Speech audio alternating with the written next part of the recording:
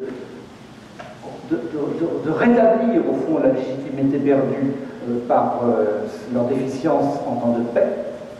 Et le troisième événement, au moment de la manifestation contre ce qui était à l'époque le G8, si mes souvenirs sont bons, à Gênes, manifestation qui a vu une répression, l'organisation d'une répression qui a fait que cette manifestation s'est très très mal passée et s'est terminée par la mort de Carlo Giuliani et qui est le signal aussi du point de vue des États d'une logique de répression où donc la logique de rétablissement de légitimité par la logique de guerre extérieure s'est articulée avec une logique de répression intérieure. Dans les années qui ont suivi, cette année 2001, qui est quand même une année bien fondatrice, n'oublions pas l'arrivée subite de choses qui font maintenant partie de notre vie quotidienne, mais qui sont si récentes. Qui sont si récentes. La généralisation de Facebook, la généralisation de YouTube, leur mise en place et leur usage très rapide, ainsi que celle de Twitter plus tardive, mais c'est surtout Facebook et YouTube qui ont une grande importance dans l'organisation d'un certain nombre de mouvements aujourd'hui dans le monde et qui ont constitué pour toute une génération une nouvelle culture. Pourrions-nous aujourd'hui imaginer des mobilisations collectives, des rendez-vous, voir la publicité faute autour d'une conférence sur la mondialisation et l'immobilisation sans ces instruments qui sont des instruments profondément populaires et qui, même si aujourd'hui ils sont utilisés, je pense à Facebook après l'émeute de Vancouver l'année dernière, puis l'émeute de Londres cet été, puis les incidents de Barcelone, si Facebook sert aujourd'hui aux polices du monde à traquer ceux qu'ils essayent d'arrêter après des incidents, c'est surtout, c'est beaucoup plus largement un instrument pour des milliers et des millions d'anonymes qui en ont fait un instrument d'organisation. Donc, le dernier élément qui vient un peu plus tardivement dans cette décennie, mais qui va la marquer, cette décennie tout à fait particulière, c'est l'émergence de situations d'affrontement dans des situations diverses, mais dans des modes opératoires, du côté des manifestants comme du côté des pouvoirs, qui peuvent énormément se ressembler. La décennie 2001-2011 nous fait apparaître que la mondialisation est aussi une mondialisation de l'émeute, avec des événements qui nous ont marqués, qui sont restés célèbres, les plus dramatiques, les plus récurrents, étant les émeutes qui ont suivi la mort d'un jeune dans laquelle les forces de police, les pouvoirs, sont soupçonnés d'être impliqués. La plupart du temps, ce soupçon est avéré, mais je dirais la question de la vérité n'est pas tellement importante. Ce qui est important, c'est le soupçon, c'est l'absence totale de confiance, c'est le contentieux que chacune de ces morts fait apparaître par l'ampleur de la réaction que des jeunesses ici ou là, dans le monde entier, ont face à la mort de Zied Ebouna le 24 octobre 2005 en France, face à la mort de Marc Dugan le 6 août 2011 à Tottenham, face à la mort de Alexis Grigoropoulos le 6 décembre 2008 en Grèce. Ce sont les trois portraits que vous avez devant vous. Il y en a eu d'autres. Je me souviens d'avoir suivi de près les émeutes de Montréal-Nord en août 2008 après la mort de Freddy Villanueva, mais je ne vous les citerai pas tous, puisque pour la seule année 2010, il y a eu 44 cas de ce type dans le monde entier, que dans l'année 2011, j'allais dire un léger ralentissement, il n'y en a eu que 32, mais comme il y en a eu une bonne quinzaine depuis le 1er janvier 2012, je pense que nous avons quelque chose de structurel et qui est la partie la plus dramatique, la plus symbolique de cette logique d'émeute de la décennie qui vient de s'écouler et dont je voudrais essayer de vous faire comme ça traverser année après année la logique. Au début, quelques émeutes, avant même l'émeute française de 2005 sur laquelle je veux revenir, en 2004, celle qui a eu le plus de répercussions internationales, pour ceux qui suivent un petit peu les mobilisations sociales et les mobilisations contre les ségrégations, a été l'émeute de Palm Island en Australie, à la suite de la mort, déjà en détention, en garde à vue, d'un jeune aborigène. C'est l'arrestation et la condamnation des leaders de l'émeute qui exultant que cette affaire a été médiatisée, et c'est pour la première fois que la police australienne a pu être à ce point mise en cause dans la mort d'un aborigène. Alors 2005 est marqué par deux faits qui restent un peu fondateurs là aussi de logique, celle dont je vous parlais tout à l'heure, les 3 semaines en France, qui reste quelque chose d'absolument énigmatique, je dirais, puisque vous avez 2 jeunes, Ziad et Bouna, 2 jeunes adolescents, qui rentrent chez eux dans une période de Ramadan, en banlieue, c'est-à-dire où il faut qu'ils soient à l'heure dans leur famille le soir pour pouvoir rompre le jeûne, sinon ils risquent d'avoir des conflits familiaux. Il y a des contrôles de police, ils rappellent du stade, il y a des contrôles de police, ils savent, parce que c'est comme ça, que s'ils tombent entre les mains de la police, quoi qu'ils aient fait, même s'ils n'ont rien fait, de toute façon, ça les mettra assez en retard pour avoir des problèmes avec la famille, et ça risque aussi de leur créer des problèmes avec la police. Et donc ils s'enfuient, et ils vont se réfugier dans un transformateur électrique, dans un énorme transformateur électrique. Ils sont 3, il y en a un qui va échapper, les 2 autres sont morts au sens propre de peur électrocutés. Cette mort accidentelle, immédiatement déniée par les pouvoirs publics qui ont parlé à ce moment-là de délinquants en fuite, ce qui n'est absolument pas vrai, et en grande partie laissée à l'abandon par l'opposition politique qui ne se préoccupait pas de ce genre de questions. Cette mort dans l'indifférence du monde institutionnel général a généré de proche en proche et de jour en jour des mouvements de colère de plus en plus importants dans leur mode opératoire et dans leur diffusion géographique, puisqu'au départ c'était Clichy-Montfermeil, puis le département de la Seine-Saint-Denis, puis assez rapidement, pour culminer au début novembre, la France entière, où toutes les nuits, des centaines de voitures ont été incendiées. Ça a été le fait de très jeunes. Ceux qui ont fait ça avaient l'âge de ceux qui sont morts, c'est-à-dire moins de 16 ans, moins de 17 ans. Et ça s'est arrêté comme ça avait commencé. Donc, quelque chose d'énigmatique parce qu'il n'y a pas eu de banderole, il n'y a pas eu de d'ordre, il n'y a pas eu de revendication, il n'y a pas eu de négociation, il y a eu un mouvement pour dire on est là, et au bout d'un certain temps, ça s'est arrêté. Ça, c'est l'année 2005, ça a frappé le monde.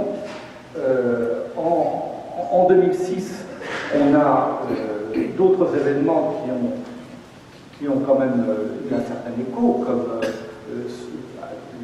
la révolte de la ville de Oaxaca au Mexique, que je fais rentrer dans le champ de ces mouvements de révolte, mais aussi les jours d'émeute qui ont suivi la fermeture et la destruction de la Maison des Jeunes de Copenhague, l'Ungdomshuset, qui était un squat autorisé, en fait, c'était un ancien bâtiment syndical qui appartenait à la municipalité de Copenhague, les social-démocrates, qui l'avaient vendu à une secte religieuse qui avait décidé de faire une opération financière, et donc qui a fait expulser et détruire le bâtiment, qui était un bâtiment qui avait une audience culturelle européenne au moins. Ça a induit plusieurs jours d'émeutes qui ont été d'ailleurs pour les polices européennes, puisque vous êtes venus de plusieurs pays pour voir comment ça se passait, un terrain d'expérimentation et d'apprentissage dans la répression.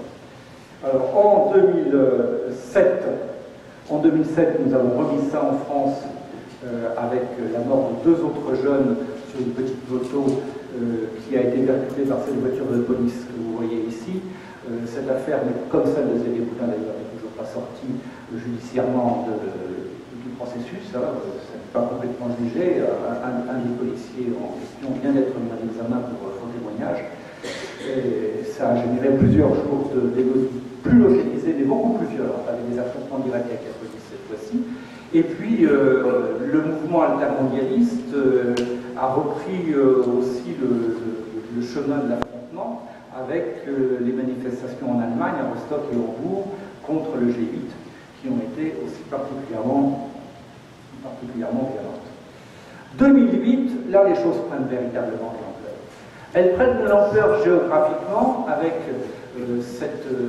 ce mouvement général de révolte violente que, du côté des pays riches, nous avons appelé les émeutes de la faim, mais qui, du point de vue de ceux qui les ont vécues et qui les ont animées, étaient, ce qui est encore aujourd'hui l'appellation pour d'autres révoltes du même type, notamment au Nigeria cette année sur le prix du fioul, étaient des émeutes de la vie chère. Ce sont des mouvements urbains. Ce ne sont pas des gens qui meurent de faim au Somalie qui se sont révoltés. Quand on meurt de faim, on ne se révolte plus. Ce sont des urbains qui se sont révoltés contre le prix du pain, contre le prix du riz, contre le prix des produits de première nécessité, qui commençaient 2008 au moment de la première crise financière mondiale, qui commençait tout simplement à être l'objet de spéculation. Tout produit un tout petit peu rare peut devenir très cher si on sait spéculer dessus, et en l'occurrence, ce sont les produits alimentaires qui en 2008 ont été l'objet de spéculation mondiale, d'où cette géographie générale avec tous les continents qui ont été touchés. Mais 2008 n'a pas été touché que par cette vague d'émeutes. Il y a aussi, ça reste dans les mémoires, les émeutes au Tibet, à Lhasa. Ce sont aussi en Afrique du Sud des révoltes des townships qui étaient inquiets par la Sun Act, qui était la loi qui allait, une loi comme tant d'autres dans le monde entier, de résorption des bidonvilles, et qui ont considérablement inquiété une population qui du coup s'est dit que s'il n'y avait plus de place pour tous les pauvres dans les bidonvilles d'Afrique du Sud, eh ben, il fallait peut-être que tous les pauvres n'y restent pas. Et donc ce sont des xénophobes qui ont amené à des massacres des Zimbabwéens et des Mozambiquais notamment. Il y a toujours un aspect xénophobe dans les révoltes d'Afrique du Sud. Et puis, du 6 décembre 2008 jusqu'au 31 décembre 2008, après la mort du jeune Alexis Grigouropoulos, dont je vous ai déjà parlé, tué 200 fois par un policier grec, ça a été filmé en direct, a généré 3 semaines, comme en France, du point de vue de la durée, d'émeutes dans toute la Grèce, comme en France, au niveau national, mais là, ce n'est pas les banlieues, ce sont les centres-villes et les universités qui ont été au centre de cette révolte de la jeunesse, et ça s'est arrêté, comme en France, du jour au lendemain, sans qu'on sache pourquoi, le 31 décembre, qui a été marqué par la mort d'Oscar Brandt dans le métro d'Auckland. Ça enclenchait le cycle d'émeutes. De 2009, vous voyez là, je vais le plus détailler, si vous voulez, parce que en 2009, on en est arrivé à 540 et quelques émeutes dans le monde. En Chine, à Urumqi avec les Ouïghours, à Madagascar, la vie chère dans les départements français d'outre-mer, Martinique et Guadeloupe, en Grèce encore à cause des mesures d'austérité, en Iran au moment des élections, que sais-je encore, les manifestations intermondialistes à Strasbourg qui ont été particulièrement violentes, et puis le cœur de l'Europe, Bulgarie, Lettonie, Lituanie, en raison des mesures d'austérité décidées par ces gouvernements, c'est le début des vagues politiques d'austérité, et la Moldavie en raison d'une contestation du processus électoral, ce qui commence aussi à devenir une situation d'émeute assez récurrente. Nous avons donc affaire à un phénomène mondial, dont j'ai eu là, c'est une première, c'est au début du vrai processus. Nous n'en sommes qu'à 500 par an. Vous voyez que tous les continents sont touchés, pas exactement tous, mais je vous rassure, ceux qui ne le sont pas encore bien beaucoup, comme les États-Unis, il y en a eu depuis. La Russie commence à être touchée, le Brésil aussi. Alors, qu'est-ce qui me permet de mettre tout ça dans le même sac? Je dirais, c'est deux choses. D'une part, bien sûr, Lhasa au Tibet, les révoltes de la vie chère, les jeunes qui meurent, on a l'impression d'avoir une très grande diversité, pas si grande que ça. Pas si grande que ça. En fait, il y a ce que j'appelle des situations déclencheuses d'émeutes assez récurrentes et récurrentes dans le monde entier. Je vous l'ai dit, des émeutes de la vie chère, il y en a eu dans le monde entier. Il y a des émeutes à la suite de la mort d'un jeune, il y en a eu dans le monde entier. Des émeutes autour de situations électorales. Ça commence à devenir aussi assez fréquent. Bon, c'est pas forcément mis en exergue. Vous savez que les élections présidentielles au Sénégal, par exemple, cette année, ne se sont pas passées sans heurts avant, mais que vous ne savez peut-être pas que les élections municipales en Colombie ne sont pas passées sans heurts après, avec des incidents, des incendies de mairie. Le processus électoral lui-même, qui est quand même un processus qu'on a inventé il y a maintenant plus de 2 siècles et qui semblait avoir fait ses preuves et qui fait encore largement ses preuves pour pacifier les conflits, leur donner un espace de symbolisation et de débat, c'est de plus en plus difficile de le mettre en œuvre en tant que tel, et ça peut générer, pour des raisons de fraude, de manque de confiance sur le processus, etc., ça génère des conflits. Les mouvements sociaux classiques, eux aussi, sont de plus en plus débordés, se débordent ou arrivent à ne plus pouvoir se contenir dans l'affrontement avec le pouvoir. Les grèves ouvrières, c'est-à-dire les mouvements sociaux qui étaient les plus policés depuis des décennies, les plus encadrés, ceux qui avaient le plus de tradition, de négociation et au pied à pied, donc de maintien d'un processus de mobilisation qui soit calme, sont de plus en plus touchés par l'émeute elle-même. Et quand c'est pas l'émeute, comme c'est le cas en Chine, comme c'est le cas en Inde, comme c'est le cas au Bangladesh, comme c'est le cas en Espagne, quand c'est pas l'émeute, on va signaler l'importance d'un mouvement social en prenant de l'émeute quelques signes ostentatoires, même si c'est pas très très grave, comme par exemple brûler des palettes ou brûler des pneus au milieu de la route, enfin, histoire de dire, voilà, retenez-nous, ça pourrait être pire, et là, vous voyez, on vous donne les signes. Il n'y a pas que des banderoles, il y a aussi des pneus qui brûlent. Donc l'émeute devient ça fait partie du répertoire du mouvement social. Et ça, c'est le deuxième point. Donc, le premier point, il y a des situations diverses mais récurrentes et mondiales.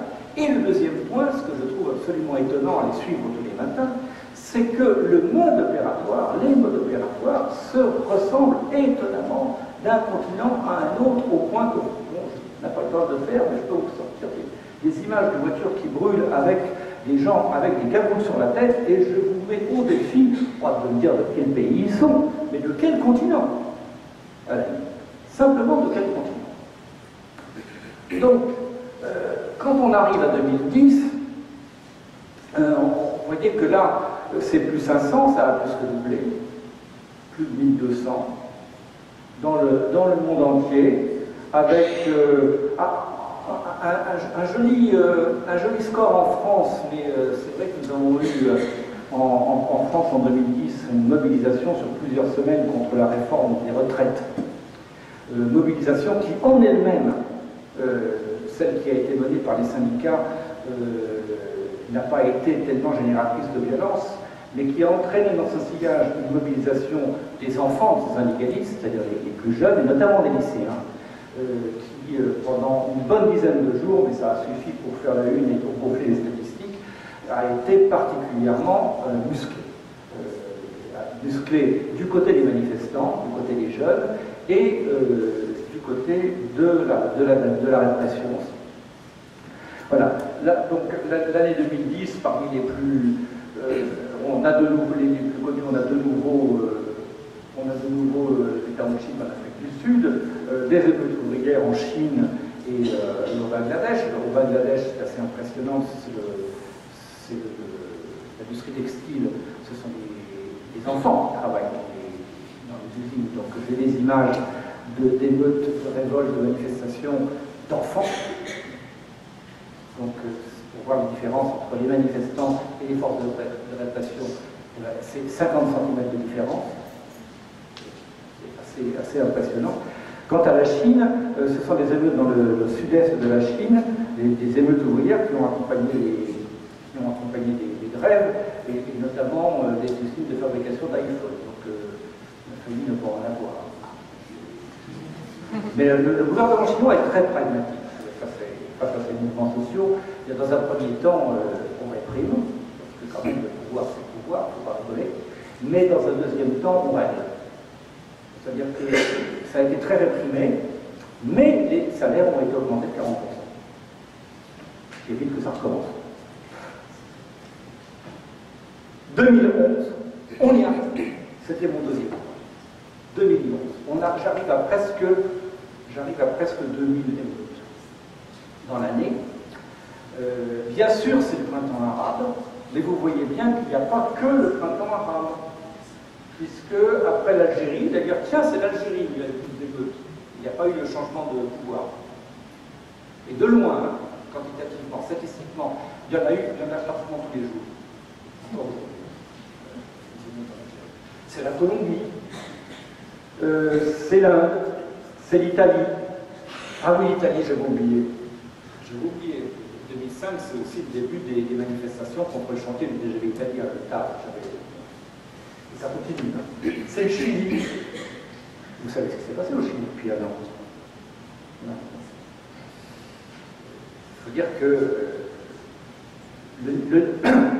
je ne veux pas hiérarchiser les mouvements. Le niveau des droits d'inscription dans les universités chiliennes est à un point que ça mérite 12 mois de mobilisation. Mais ils ne sont pas arrivés au bout. Hein. Ils sont pas arrivés. Donc c'est essentiellement au Chili le mouvement étudiant contre les droits d'inscription. L'Argentine, pareil, ça continue. Donc, là où il y a une année qui est marquée qualitativement par le printemps arabe et qui va revenir, nous avons une année qui est quantitativement assez remarquable. Et si je continue, parce que là on a un mouvement général sur les 4 dernières années, le seul premier trimestre 2012, il y a 500, j'en ai compté 500. Donc sur le rythme du premier trimestre, nous avons dépassé en 2012 l'année 2011. On montre des meutes dans le monde. Alors, voilà, ça c'est par continent. On va y revenir dans la discussion si ça vous intéresse. Je voulais insister là-dessus. Les acteurs principaux de ces émeutes partout, c'est le troisième point commun. Le premier point commun, une situation. Le deuxième point commun, l'opératoire. Il est clair que le troisième point commun, c'est que on ne s'engage pas dans un affrontement où on risque beaucoup. Parce que moi, j'insiste beaucoup là-dessus. L'émeute, c'est à un moment donné, sans préparation, sans stratégie élaborée au départ, c'est un passage à l'acte et un oubli du danger. Les gens qui s'engagent là-dedans, d'un seul coup, oublient tout ce qu'ils risquent. Ils risquent leur vie, ils risquent physiquement beaucoup de choses. Il y a toujours des exemples, des gens qui perdent un œil, par exemple. C'est des risques judiciaires de plus en plus graves, les condamnations peuvent être extrêmement lourdes, et à un moment donné, la colère est telle que tout ça est oublié, et qu'on le fait quand même. Voilà. On ne fait pas ça quand on a 3 enfants, 2 générations derrière, donc c'est toujours les jeunes. La prise de risque, c'est la génération qui monte, c'est notre futur qui se met comme ça en colère. Moi, vous savez, j'en suis à un âge où j'ai des petites nièces, petits neveux, voilà, c'est même pas mes enfants, c'est encore plus jeune. Donc, c'est la jeunesse partout qui prend ces risques-là, et de façon très marquée, sur tous les continents, la jeunesse étudiante, parce que des mobilisations sur les droits d'inscription, je vous ai parlé de celles qui ont eu lieu au Chili. Là, je vous rappelle que fin 2010, c'était en Angleterre, que vous ne le savez peut-être pas, mais il y a eu des mouvements du même type dans d'autres pays d'Amérique latine ou en Inde, qu'il y a eu des mouvements du même type en Californie. Donc voilà, la question de l'avenir du monde face à l'avenir qu'on lui propose de préparer, les conditions de le préparer, c'est une des constantes dans le monde entier. Ça, je tenais à vous le signaler. Alors voilà, ce qui m'amène à 2010 et qui m'amène à cette interrogation. Ce mouvement statistiquement évident que je vous ai décrit très rapidement, j'espère vous avoir convaincu. Ce mouvement statistiquement évident, il reste quelque part invisible parce qu'il n'a pas d'unité de discours, parce qu'il n'a pas de discours, contrairement aux périodes révolutionnaires qui ont émaillé le 19e et 20e siècle. Il y a aujourd'hui dans le monde plus d'affrontements entre les polices ou les armées et les gens qu'il n'y en a eu au milieu du 19e siècle, au moment de ce qu'on a appelé le printemps des peuples en Europe en 1848, au moment des révolutions, qu'il n'y en a eu au début du 20e siècle, au moment des révolutions bolcheviques et des révolutions communistes, qu'il n'y en a eu dans les années 60, à la fin des années 60, le mouvement 68, statistiquement, les mobilisations et les mobilisations violentes sont beaucoup plus nombreuses aujourd'hui.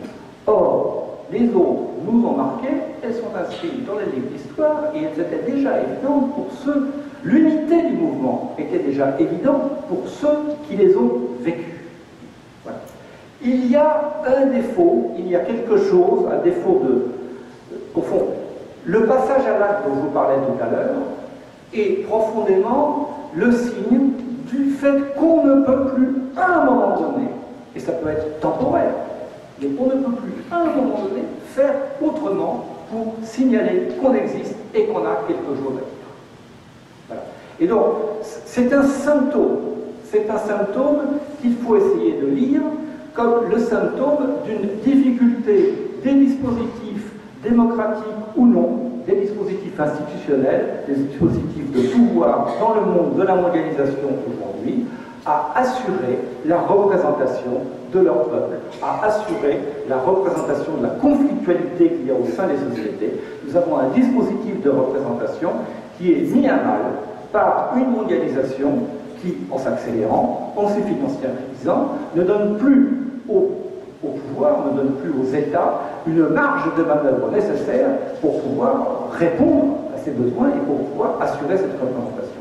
Il y a une mise en difficulté des dispositifs de représentation sociaux d'un côté et donc de la légitimité des États de l'autre. Et c'est dans ce hiatus-là, perte de représentation, perte de légitimité, que s'ouvre l'affrontement. En lui-même, l'affrontement ne dit rien. Il dit qu'il y a quelque chose qui ne va pas. Il y a quelque chose qui ne va pas. Non seulement il ne dit rien, mais il ne se montre pas. Voici les images qui viennent de tous les continents. Il y a un point commun que Banksy, auteur de l'affiche bien connue qui est en bas à gauche, a bien montré, c'est le masque encapuchados en Amérique latine. Et combien de pays, combien d'États aujourd'hui tentent d'interdire les cagoules?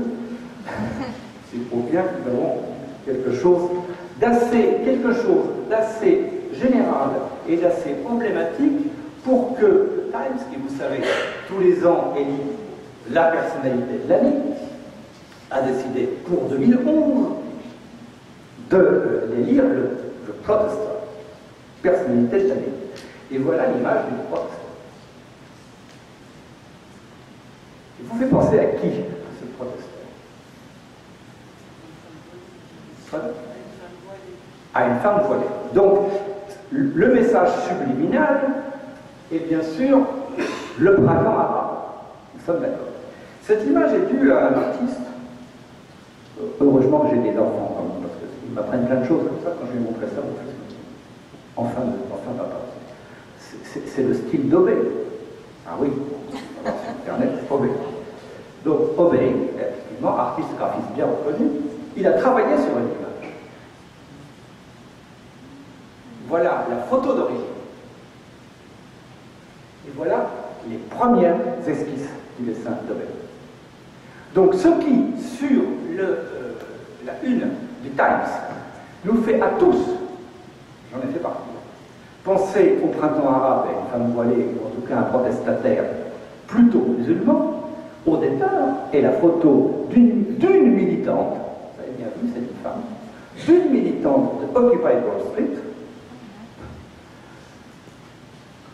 voilée pour des raisons que chacun connaît maintenant, parce qu'il vaut mieux pas être photographié dans un certain nombre de circonstances, et ayant mis sur son foulard le slogan 99%, qui est le slogan d'Occupy Wall Street. Ce qui reste dans la troisième version, là, juste avant d'arriver sur la ligne du Times, le 99% est en bas à gauche. Je ne sais pas si vous voyez bien sur l'écran. Et ça devient quelque chose qui englobe. Ça me semble, l'œil de l'artiste, là, me semble avoir percé à jour quelque chose. C'est le propre des artistes dans les périodes compliquées comme celle qu'on vit aujourd'hui, c'est de voir des choses que le langage, que les énoncés, que les mots ne voient pas forcément. C'est-à-dire qu'il y a bien, dans cette année 2011, il y a bien quelque chose de commun entre le printemps arabe, les indignés espagnols et Occupy Wall Street. Il y a bien quelque chose de commun.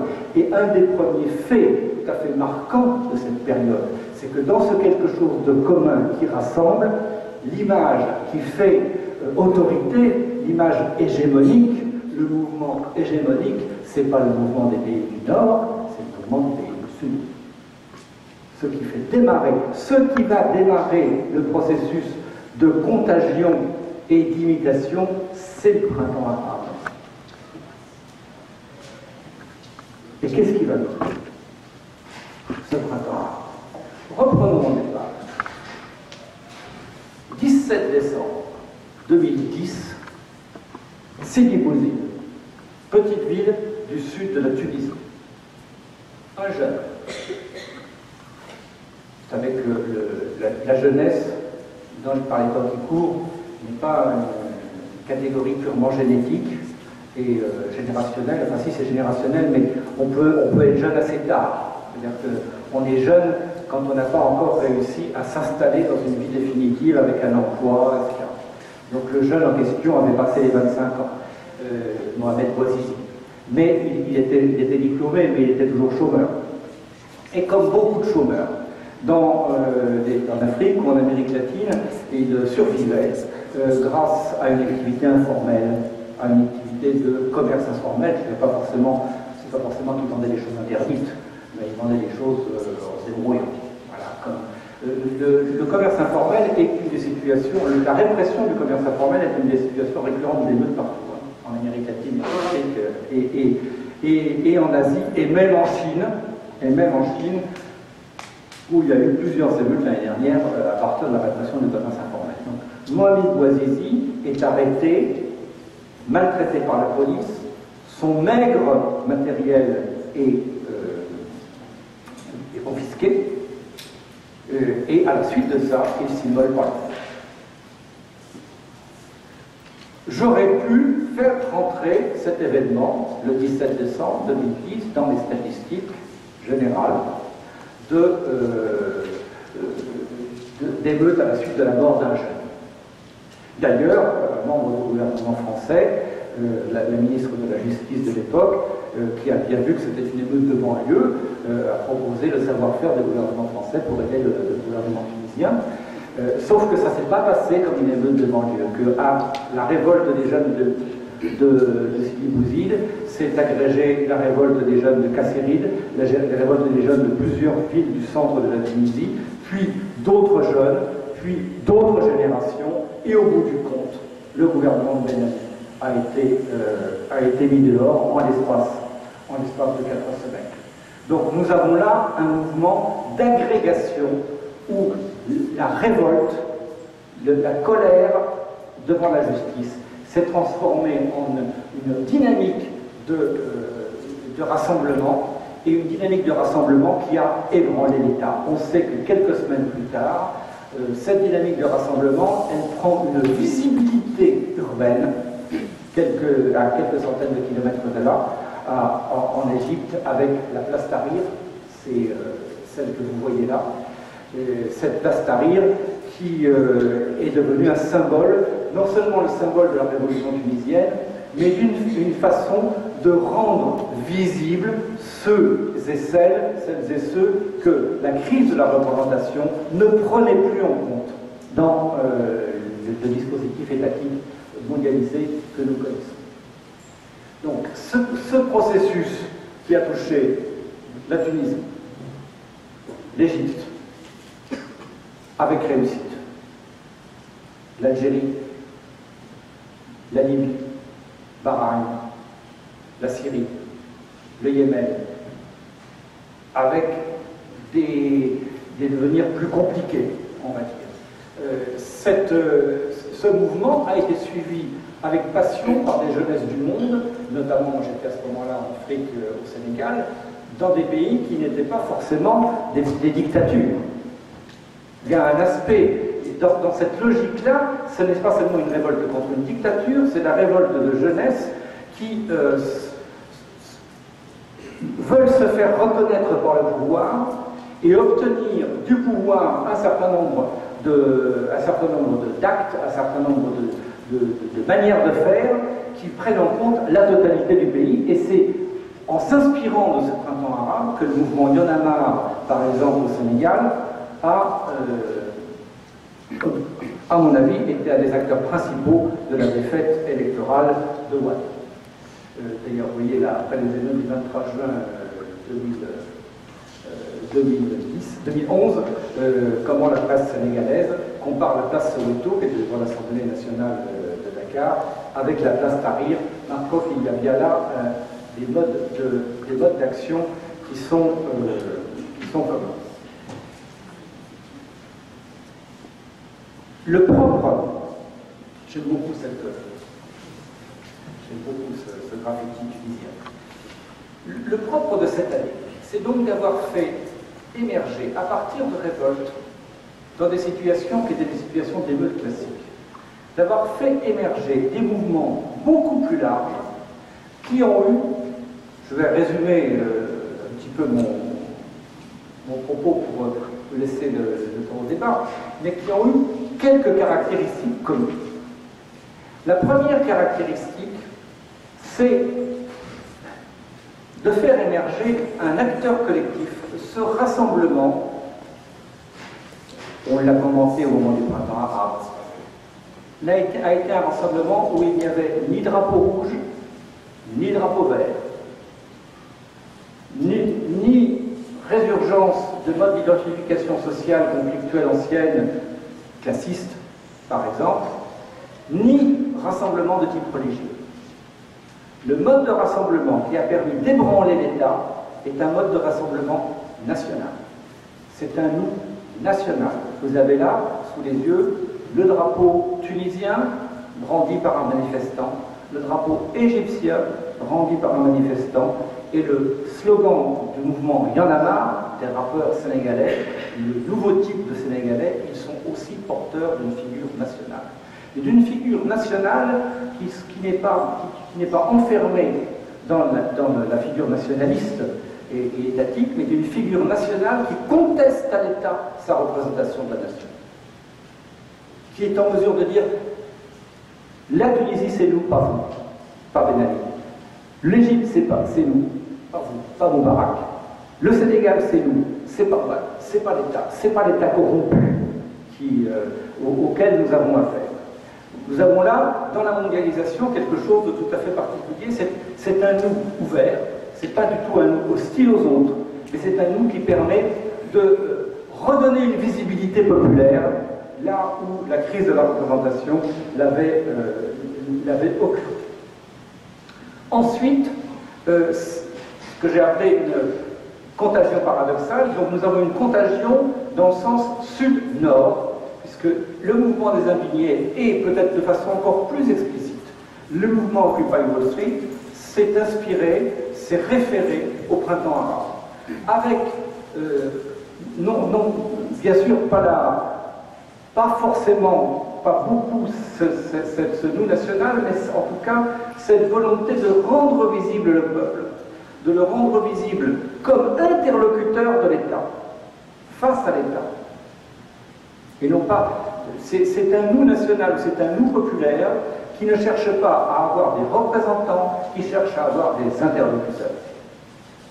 Car ce qu'ont en commun aussi les jeunes de Tunisie qui ont fait la révolution tunisienne, les jeunes égyptiens qui ont fait la révolution égyptienne et qui continuent aujourd'hui à être dans la rue, les jeunes de Occupy Wall Street ou les alignés espagnols, c'est que ni aux uns ni aux autres, leur objectif n'est, contrairement à la façon dont leurs aînés pouvaient penser la politique, n'est d'arriver au pouvoir ou de prendre le pouvoir. La question du pouvoir est une chose, la question de l'affirmation d'exigences populaires larges est une autre chose. La solution n'est plus dans cette culture qui est en train de se constituer internationalement. La solution n'est plus dans enfin avoir un pouvoir qui nous représente et qui fait les choses. La solution est essayer d'avoir un pouvoir qui considère qu'on existe et qui négocie et qui nous écoute, parce que de toute façon, en plus, dernier point, les choses sont assez compliquées aujourd'hui dans ce monde mondialisé pour qu'elles doivent être qu'elles soient discutées politiquement, mais qu'elles soient discutées aussi techniquement. Il y a besoin d'une expertise, et l'État tel qu'il est aujourd'hui, les États tels qu'ils sont aujourd'hui, n'ont pas la totalité de l'expertise, qui est une expertise populaire, et c'est aux acteurs eux-mêmes de négocier. Donc, voici pour les contagions, un État ébranlé, une contagion explicite, une parole retrouvée, car bien sûr tout ce que je vous dis là, ça amène à des paroles, ça amène à des énoncés. Je vous ai dit l'émeute au départ, il n'y a pas de banderole, il n'y a pas de slogan, il n'y a pas de négociation. L'année 2011, avec la dynamique du printemps arabe, amène à des rassemblements où il y a de la parole, où il y a un nous explicite, où il y a des négociations, où il y a des revendications, et une nouvelle figure populaire face à l'État. Donc c'est quelque chose qui est en train d'émerger, qui montre au positif tout ce qu'il y avait, tout ce que cette décennie émeutière a pu être un symptôme au négatif, ça nous le montre au positif. En même temps, ça ne veut pas dire, je ne pense pas, que pour autant le cycle de l'émeute va s'arrêter. Ça prend une autre nature. Nous avons là des voies de constitution de culture collective, de culture politique, qui peuvent peut-être à un moment donné permettre à quelque chose qui n'est jamais très drôle de s'arrêter, c'est-à-dire l'affrontement, c'est dangereux, c'est pas... en général, ce sont les émeutiers qui perdent, d'ailleurs ils le savent à l'avance, donc si on peut trouver d'autres façons, c'est mieux, mais encore faut-il trouver collectivement des façons qui soient des façons contemporaines. On a quelque chose qui est en train de se constituer là, ça ne veut pas dire que tout va se résoudre d'un coup. Il y a encore aujourd'hui beaucoup d'émeutes dans le monde, il y en a encore plus que l'année dernière. Parce que nous sommes aussi devant des figures de l'État. La situation de l'État, c'est pas, je terminerai là-dessus, la situation de l'État, des États qui gèrent la mondialisation, ne s'est pas véritablement améliorée depuis 10 ans. La crise de légitimité qui se dessinait il y a 10 ans, elle est de plus en plus évidente avec des figures caricaturales, dont je vous en signale deux. La figure de l'État impuissant, puisque pris complètement dans les mains de marchés financiers qu'il ne contrôle plus et qui le mettent dans l'injonction paradoxale pour être un État d'étrangler le peuple, ce qui amène à des impasses et donc à des résultats électoraux qu'on a vu ce week-end, ou la logique de la guerre faite à la population, dont la figure caricaturale est celle de la Syrie, mais c'est une figure caricaturale, ce n'est pas une figure exceptionnelle de se mettre en position guerrière face à son propre peuple. Donc je voulais terminer en vous proposant une analyse de la question de l'État contemporain. Alors je ne sais pas si le son va être très bon. C'est au Sénégal que j'ai pu récolter cette expérience, ces quelques mots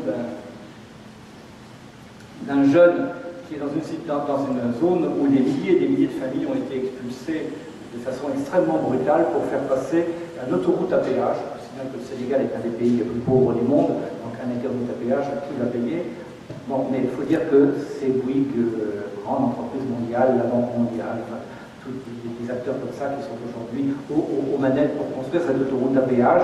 Et donc la vie des gens n'a pas beaucoup d'importance là-dedans. Des milliers et des milliers de personnes ont été déguerpies, comme on dit là-bas.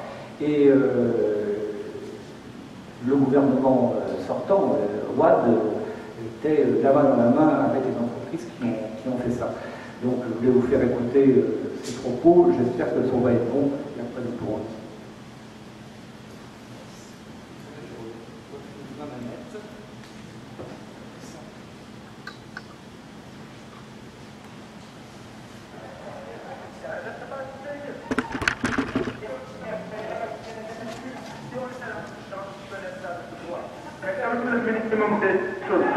C'est quand même que l'État, au moins, c'est en réalité dans le Sénégal, les populations sont soumises à un certain nombre d'intérêts, mais l'État aussi est fondamentalement soumis à un certain nombre d'intérêts. Sinon, on est forcément dans un état de conflit, mais ce qui se passe ici, on nous prend de malgré nos regrets, comme ça on démontre. Comme si on était des émotions de politique, vous vous rendrez évidemment compte que nous ne sommes plus dans un état de droit, nous ne sommes plus dans un état régalien, nous ne sommes plus dans un état de coup, parce que véritablement, toutes nos histoires sont bâties. On a perdu toute notre dignité. C'est de ça qu'il s'agit. C'est de ça qu'il s'agit.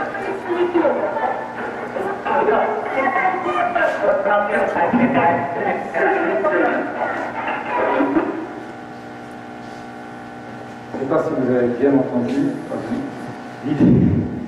Voilà, c'est peut-être un peu fort, mais j'ai trouvé extraordinaire que ces gens, dans cet état de dénouement, de répression, vraiment de maltraitance collective dans laquelle ils étaient, leur exigence, c'était d'avoir un État qui les reconnaisse. Et la question n'est pas la destruction de l'État, mais au contraire d'avoir un État qui soit un véritable interlocuteur et qui s'impose à lui-même des règles. Je pense que c'est plutôt donc la question du droit et de l'État qui est aujourd'hui une des grandes questions contemporaines, et non pas celle qui a été celle de la politique pendant les 2 siècles que nous venons de vivre, qui est celle du pouvoir et de qui est le pouvoir. Voilà, c'est comme ça que je termine.